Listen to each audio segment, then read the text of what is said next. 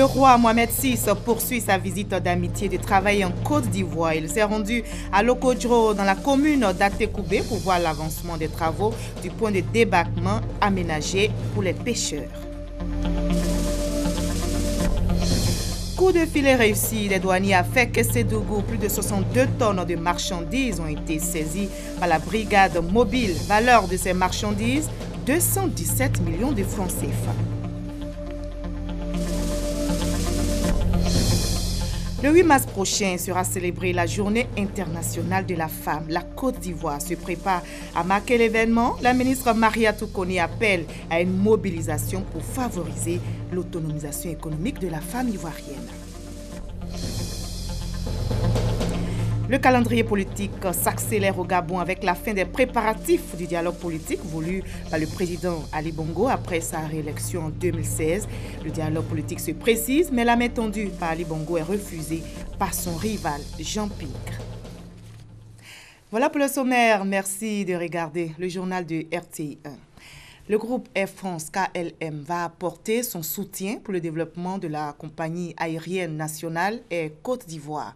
Le président directeur général du groupe Air France l'a signifié aujourd'hui même au président de la République, Alassane Ouattara. L'accompagnement de Air France à Air Côte d'Ivoire va se faire au plan opérationnel, financier et commercial, nous explique Jérôme Kofi Abolé. Air France, KLM et Air Côte d'Ivoire bien déterminés à voler ensemble, c'est du moins ce que l'on peut retenir des échanges ce jeudi entre le président de la République de Côte d'Ivoire, Alassane Ouattara, et le président directeur général du groupe aérien français. Pour le PDG du groupe Air France KLM, il s'agit de soutenir le développement de la compagnie aérienne ivoirienne aussi bien sur le plan opérationnel, financier que commercial.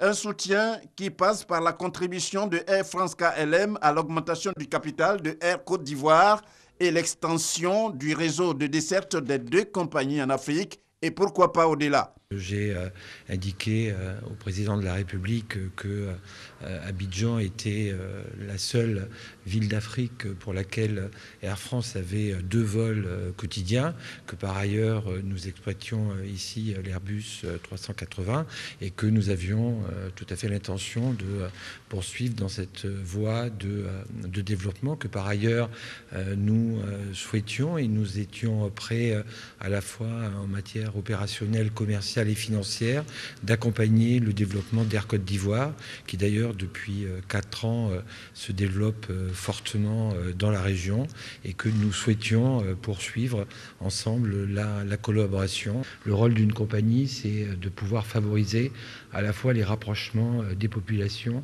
mais aussi le développement économique des entreprises de part et d'autre des lignes que nous desservons. C'est une collaboration commerciale qui peut être mise en place au bénéfice mutuel à la fois d'Air Côte d'Ivoire et d'Air France. Et c'est ce que nous souhaitons en resserrant les liens. Comme on le voit, ce partenariat entre les deux compagnies aériennes est bien le signe que la France et la Côte d'Ivoire ne sont pas prêtes à lésiner sur un seul aspect pour le renforcement de leur coopération. Une autre rencontre du président de la République, le chef de l'État, Alassane Ouattara, s'est entretenu avec le ministre allemand de la coopération. Ce dernier lui a présenté son plan Marshall pour l'Afrique. Le reportage d'Awa Touré. Le ministre fédéral de la coopération économique et du développement de la République fédérale d'Allemagne, Dr Gerd Müller, est en Côte d'Ivoire depuis mardi pour une visite de travail et d'amitié. L'occasion pour lui d'évaluer sur le terrain les projets de développement, notamment la création de chaînes de valeur dans la filière café-cacao. Reçu mercredi par le président de la République Alassane Ouattara, le docteur Gerd Müller lui a présenté le plan Marshall avec l'Afrique et la présence allemande du G20. Dans le cadre du G20, mon ministère, moi-même, nous allons présenter une proposition, ce que nous appelons Compact with Africa. Et il s'agit là de partenariats réformateurs pour un nombre bien défini de pays africains et nous voulons offrir ce partenariat réformateur à la Côte d'Ivoire comme un partenaire réformateur. Et ce partenariat prévoit, entre autres, que nous intensifions notre coopération dans le cadre des processus G20, avec bien sûr la responsabilité propre des pays concernés, une augmentation des réformes, une intensification des réformes, mais aussi une augmentation des investissements. En tournée en Afrique de l'Ouest, le ministre allemand de la coopération et du développement est accompagné des ambassadeurs de la sous-région. Dans cette forte délégation, l'ambassadeur spécial chargé de la campagne de l'Allemagne pour un siège de membre non permanent au Conseil de sécurité de l'ONU pour la période 2019-2020. Je suis venu ici pour discuter au plus haut niveau de l'état des questions des Nations Unies, notamment en vue du fait que l'Allemagne et la Côte d'Ivoire ont des intérêts en parallèle, surtout les élections qui vont se dérouler pour compléter le Conseil de sécurité prochainement. J'ai pu assurer mes interlocuteurs et le président de la République et le ministre pour les Affaires étrangères de l'appui de l'Allemagne pour la candidature de Côte d'Ivoire pour un siège non permanent au Conseil de sécurité. Pour la République fédérale d'Allemagne, il s'agit d'un partenariat réformateur avec la Côte d'Ivoire basé sur une présence accrue du secteur privé allemand. Et le reportage d'Awa Touré était commenté pour vous par Jérôme Kofi Aboulin. Le roi Mohamed VI poursuit sa visite d'amitié et de travail en Côte d'Ivoire. Il s'est rendu à Lokodjro dans la commune d'Atekoubé pour voir l'avancement des travaux du point de débarquement aménagé qu'il offre aux pêcheurs. Alexis Ouedraogo. Sa Majesté Mohamed VI sur le point de débarquement aménagé de Lokodjro dans la commune d'Atekoubé. Le roi visite l'infrastructure qu'il offre, une initiative qui devrait considérablement améliorer l'exploitation des ressources halieutiques dans le pays. Autrefois, lorsque nous faisons les captures de poissons, tout ne va pas à la consommation parce que nous avons des difficultés réelles pour conserver ce que nous produisons. Et avec ces infrastructures qui vont être mises en place, désormais, nous allons pouvoir conserver le poisson à travers les chambres froides qui vont être installées sur ce site.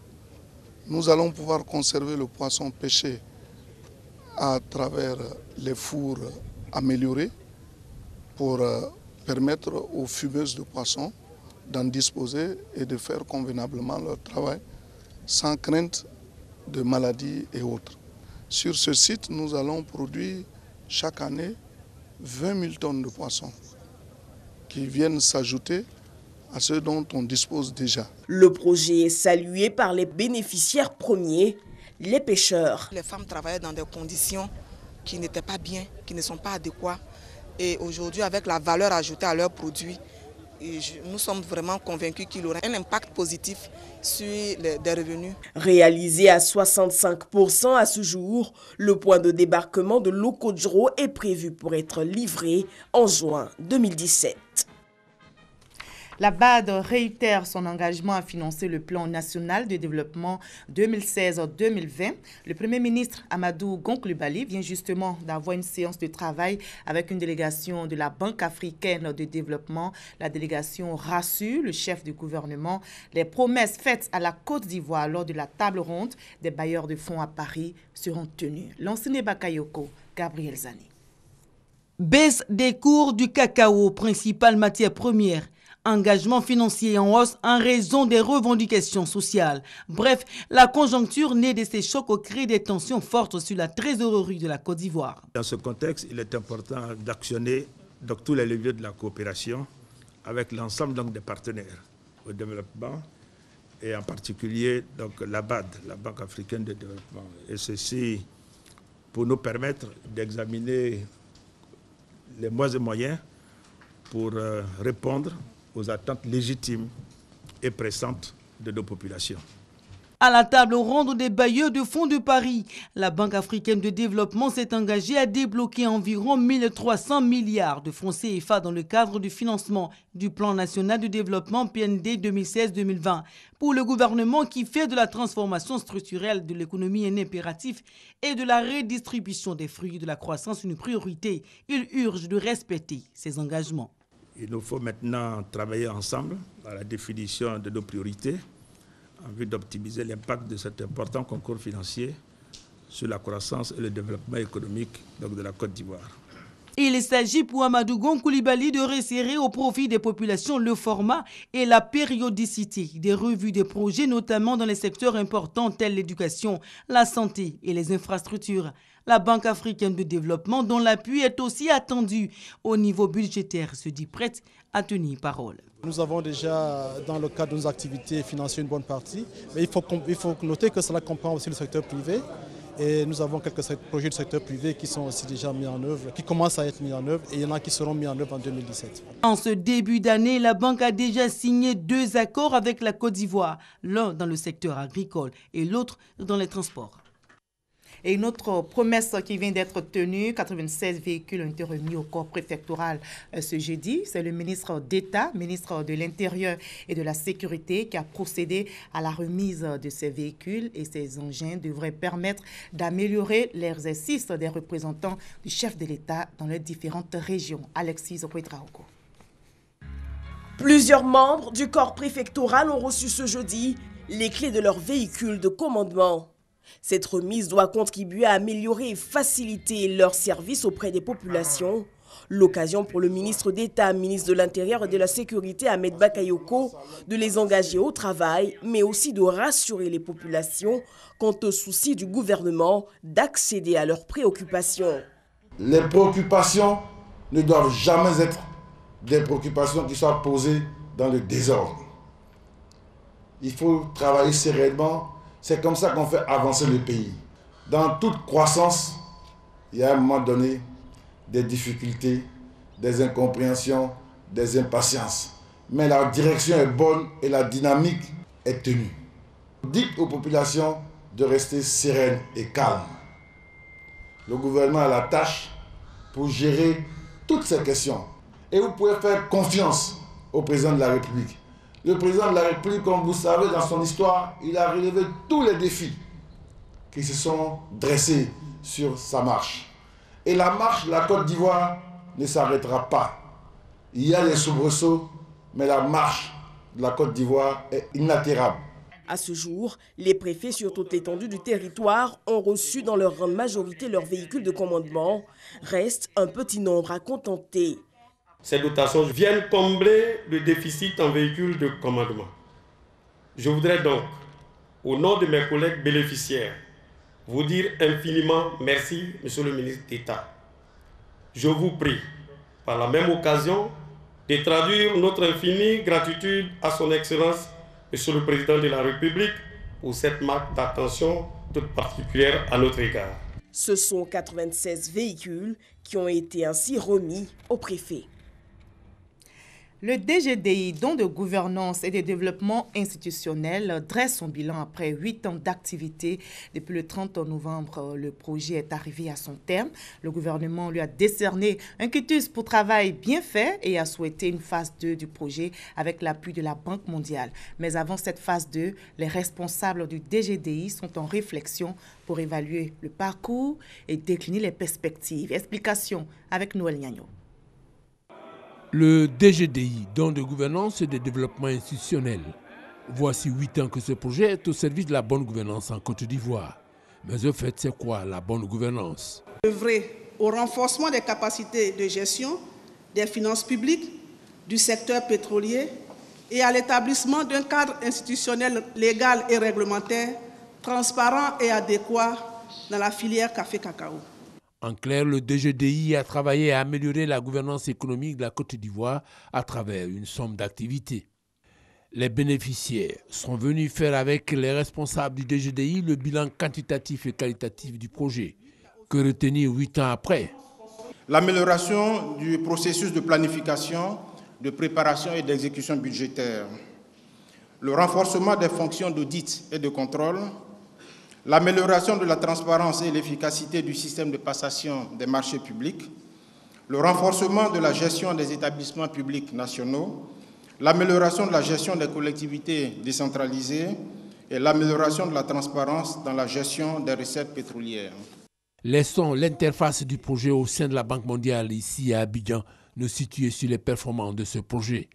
Au sein de la Banque mondiale, c'est le DGDI qui a été un instrument d'accompagnement des différents appuis financiers, donc ce qu'on appelle les appuis budgétaires. Donc l'assistance technique par les DGDI a permis d'accompagner les programmes de la Banque mondiale de gouvernance. C'était le seul instrument. Et de notre point de vue, je pense que c'est la preuve que le projet a atteint des objectifs, tant sur le plan macroéconomique qu'au niveau du renforcement des institutions. Voilà qui a motivé la volonté du gouvernement à solliciter une phase 2 à l'effet de consolider les acquis. Nous partons maintenant pour le Sénégal où le port autonome d'Abidjan a pris part à la 11e conférence de l'Association panafricaine de coopération portuaire et au 38e conseil annuel de l'Association de gestion des ports de l'Afrique de l'Ouest et du Centre. Des rencontres qui ont permis aux responsables des différentes communautés portuaires de plaider non seulement pour la mise en place d'un guichet unique, mais également pour le traitement des problèmes des ports africains. On en sait plus avec Mamadou Kwasi. Les ports africains plus compétitifs, capables de faire face aux nouveaux défis de la mondialisation. Cette préoccupation était au centre du 38e conseil annuel de l'Association des gestions des ports de l'Afrique de l'Ouest et du Centre, AGEPAOC. Une rencontre qui a réuni à Dakar, dans la capitale sénégalaise, 23 pays membres, dont la Côte d'Ivoire. Les responsables des ports africains ont planché sur les mutations qui interviennent dans le secteur maritime mondial. Hiensi Yacouba et ses pairs ont profité de ce rendez-vous de Dakar pour tenir la 11e conférence de l'Association panafricaine de coopération portuaire, APCP, une organisation qui regroupe l'ensemble des ports africains. Démarche qualité dans les ports africains en vue d'une certification ISO, enjeux et perspectives est le thème de cette rencontre internationale. Ici, nous travaillons sur les certifications, nous travaillons un peu sur les guichets uniques. Dans l'autre, il s'agit de faire en sorte que, comme je l'ai dit tantôt, que le coût des passages portuaires ne soit pas des freins pour l'économie, que les problèmes de déperdition des recettes liées au contact humain soient amoindris à travers les guichets uniques et grosso modo, comme on l'a dit, que nos pays améliorent les classements du business, c'est-à-dire que nos ports soient des facilités pour notre économie et non des goulots. Le Premier ministre du Sénégal, Mohamed Abdallah Dionne, a salué les efforts des acteurs portuaires dans le développement des États africains. Il faut selon lui mettre un accent particulier sur les infrastructures portuaires en vue de les adapter aux exigences des mutations du transport maritime. Ces assises de Dakar ont été l'occasion pour le président en exercice de l'AGEPAOC et de la PCP, l'Ivoirien Yacouba Hiensi, de faire le bilan de ses 4 ans d'activité.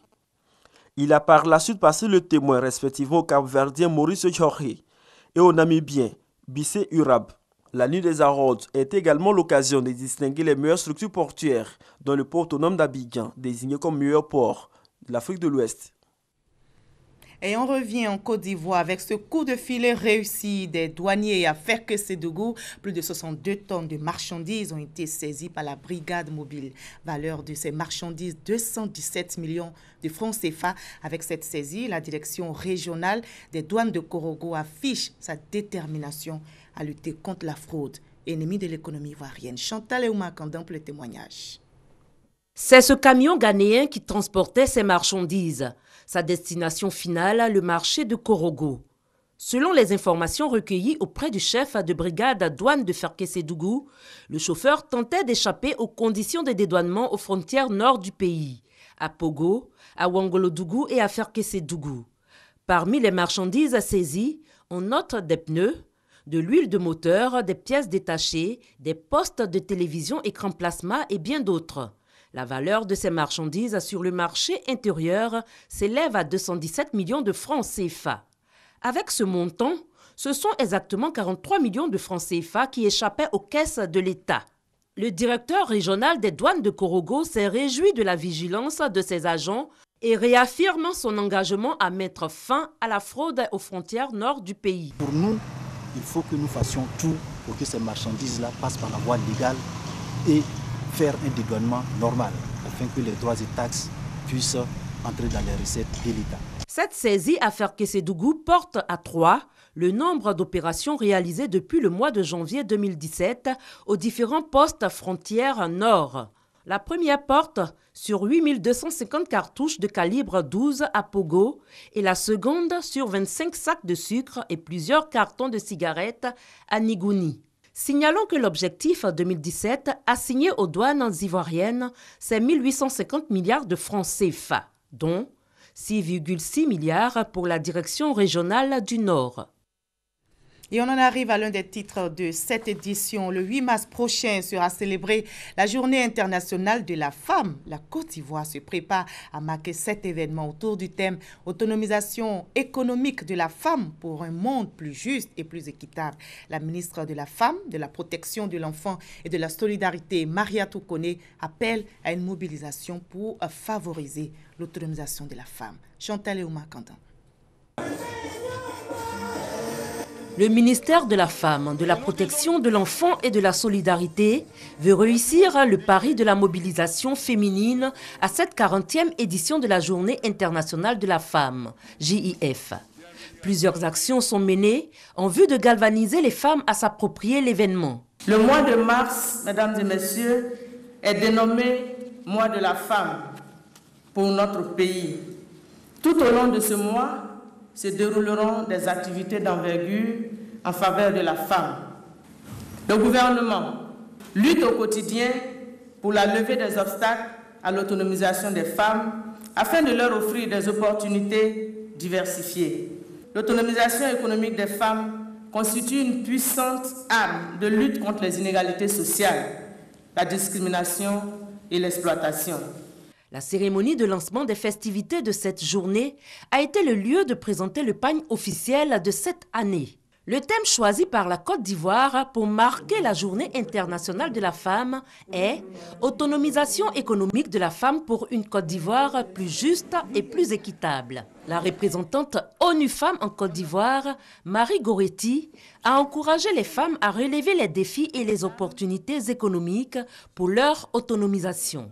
La 40e édition de la Journée internationale de la femme vise à renforcer le pouvoir d'action et de décision de la femme en vue de son autonomisation pour sa pleine participation au développement socio-économique et à l'émergence du pays. La cérémonie de lancement s'est déroulée en présence de la grande chancelière Henriette Dagri-Diabaté qui représentait la première dame Dominique Ouattara, la marraine. Cette année, la cérémonie officielle de la Journée internationale de la femme se déroulera dans la ville d'Adzopé le 10 mars prochain. Les femmes disent oui au développement.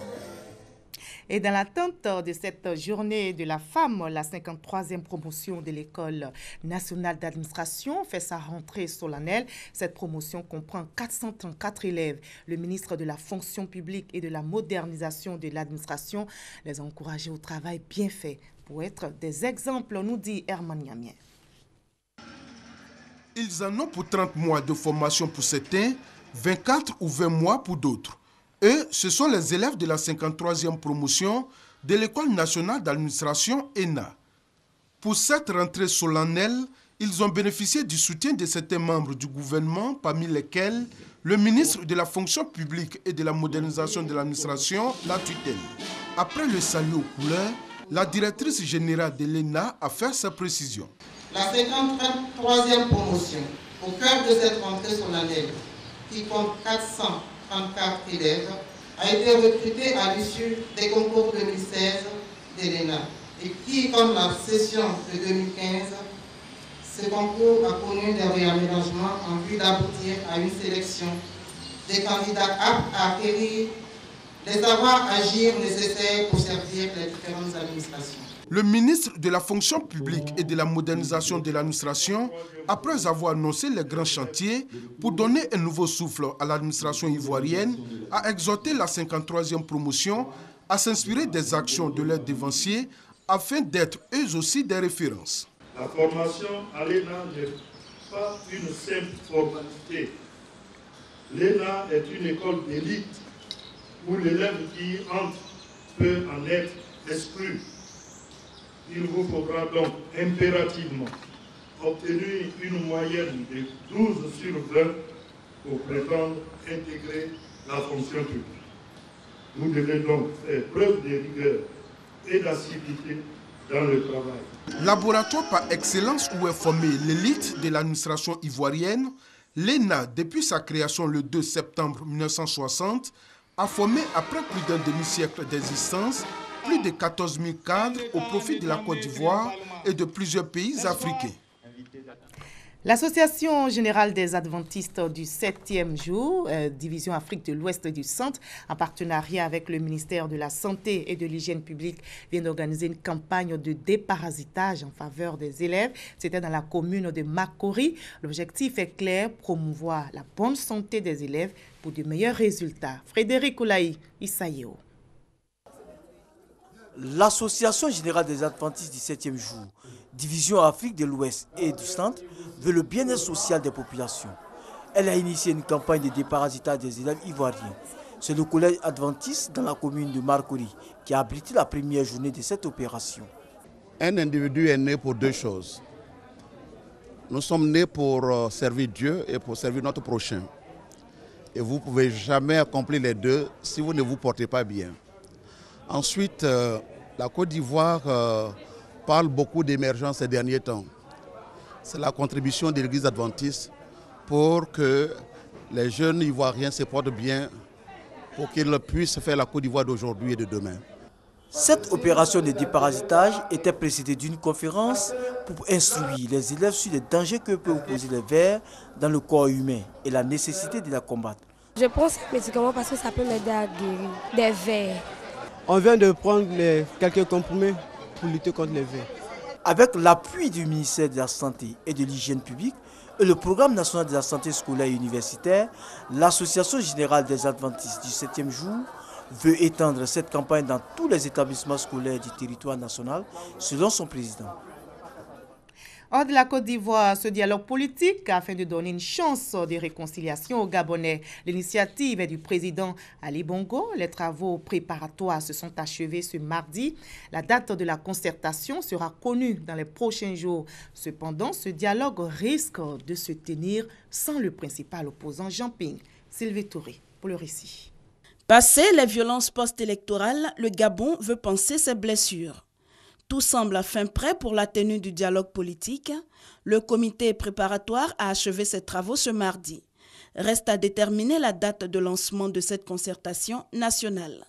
Ce jour est très important parce que nous venons de boucler une phase cruciale, la phase préparatoire du dialogue politique convoqué par le président de la République, chef de l'État. La prochaine phase sera la phase de lancement officiel du dialogue politique par le chef de l'État.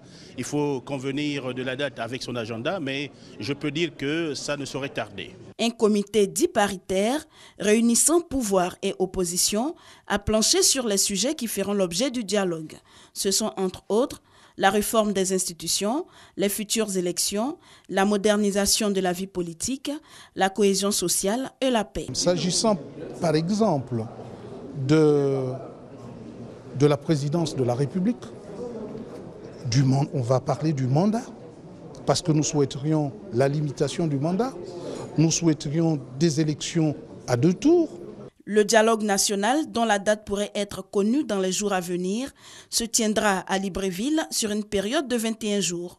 L'initiative est du président Ali Bongo, qui espère un dialogue inclusif et sans tabou, une offre boudée par son principal adversaire Jean Ping, à la tête d'une coalition absente aux travaux préparatoires, car revendiquant toujours la victoire au scrutin du 27 août dernier. Une situation qui avait causé de nombreuses violences et des morts dans le pays.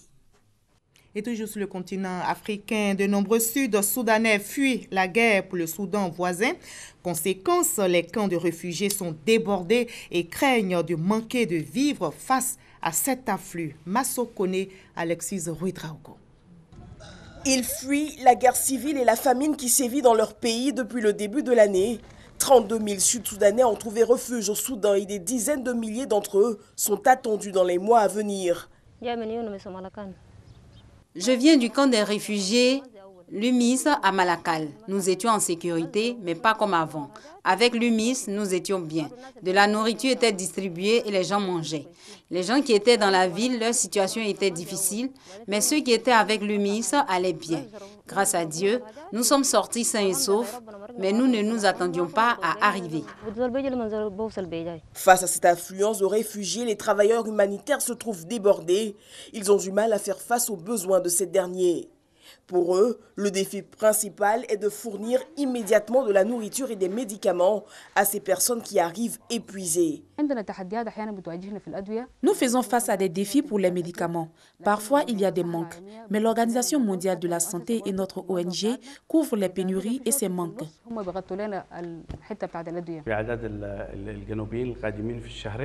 À cause de l'augmentation du nombre de Soudanais du Sud qui arrivent pendant les 2 premiers mois de l'année, bien sûr, il faut changer nos plans et les améliorer pour qu'ils correspondent aux nouvelles évaluations du nombre d'arrivants expectés qui pourraient être élevés.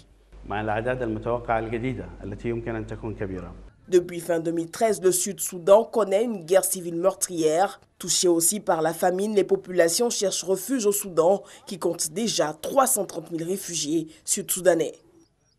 En France, ce coup dur pour Marine Le Pen qui vient d'être privée de son immunité parlementaire. Le Parlement européen a approuvé aujourd'hui la levée de l'immunité de la dirigeante d'extrême droite. Il lui a reproché d'avoir diffusé des images d'exactions de l'organisation État islamique sur son compte Twitter. Une information judiciaire est ouverte également dans le viseur de la justice, François Fillon, qui ne compte pas jeter l'éponge. Le candidat de la droite maintient sa candidature malgré sa prochaine mise en examen le 15 mars prochain. Et dans cette nouvelle tempête, il paie ses soutiens dans son camp. Et leur adversaire Emmanuel Macron poursuit calmement sa campagne. Le candidat de En Marche a dévoilé aujourd'hui son programme axé sur 6 chantiers pour réformer, selon lui, la France.